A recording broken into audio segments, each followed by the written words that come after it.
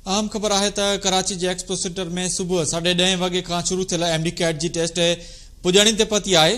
अवां ॿुधायो त टेस्ट में 15,000 खां वधीक शागिर्दनि ऐं शागिर्दियाणनि हिस्सो वरितो है। टेस्ट खत्म थियण खां पोइ उम्मीदवार एक्सपो सेंटर में बाहर रवाना थिया आहिनि। अवां ॿुधायो त साल 2023-24 लाइ medical and dental college aptitude test में सूबे में 41,000 खां वधीक शागिर्दनि हिस्सो वरितो है।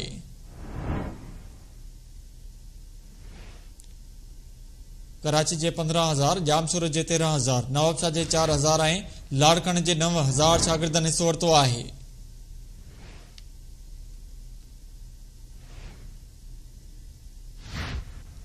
एक्सपो सेंटर कराची में छोकरनि ऐं छोकरियुनि लाइ अलग अलग दाख़िला पॉइंट्स रखी वयूं। ए खां ज़ेड ताईं ज़ून्स ठाया विया। टेस्ट दौरान कंहिं बि हंगामी सूरताल के मुंह ॾियण लाइ सिक्योरिटी सख्त कई वई। सिहत जे सूबाई वज़ीर ऐं वीसी डाओ एक्सपो सेंटर जो दौरो करे इंतजाम जो जायज़ो वरितो। इन हवाले से वधीक तफ़सीलनि लाइ त मौजूद है कराची का असलम हैदर सोलंकी। जी असलम, तफ़सीली जो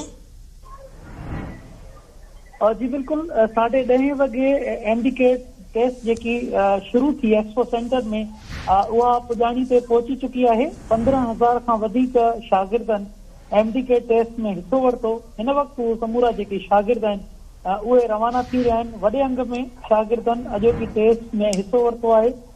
एक्सपो सेंटर में इन टेस्ट में उन्होंने शिरकत कई। अॼोकी टेस्ट में इंतजामिया तरफां सख्त इंतजाम किया गया हुआ। हेल्थ मिनिस्टर खालिद नियाज़ उन पिण जायज़ो वरितो समूरे इंतजामनि जो। वीसी डाओ प्रोफेसर सईद कुरैशी उन भी जायज़ो वरितो। उन सां असांजी ॻाल्हि ॿोल भी थी। संदन चवण आहे त हुननि जे तरफां उन्हनि मुकम्मल तौर ते इंतजाम किया हुआ त जीअं को भी कापी न करे सघे ऐं को भी अहिड़ो अणवंदड़ वाक़ियो पेश न अचे। अॼोको टेस्ट पंहिंजी पुजाणी ते पहुती है। रेंजर्स ऐं पुलिस जे हिकु वॾे अंग सिक्योरिटी जा फर्ज़ संभालिया। अॼोको हूअं समूरी सिंध जे अंदर त 41,000 खां वधीक शागिर्दनि अॼोकी हिन टेस्ट में हिस्सो वरितो। ऐं ही जेके टोटल सीटूं आहिनि एमबीबीएस जूं 3600 आहिनि ऐं बीडीएस जूं 1190 सीटूं आहिनि, जंहिंजे लाइ एतिरनि उम्मीदवारनि हिस्सो वरितो आहे। ऐं हाणे इन जा नतीजा ज़ाहिर कया वेंदा। शागिर्दनि सां ॻाल्हि ॿोल थी आहे। संदन चवण आहे त हुननि तमामु घणी महिनत कई आहे ऐं मेरिट जे बुनियादनि ते अगरि ही नतीजा अचनि था त हू ज़रूर कामयाब थींदा। जी, वॾी महिरबानी अपडेट करण लाइ असलम हैदर सोलंकी।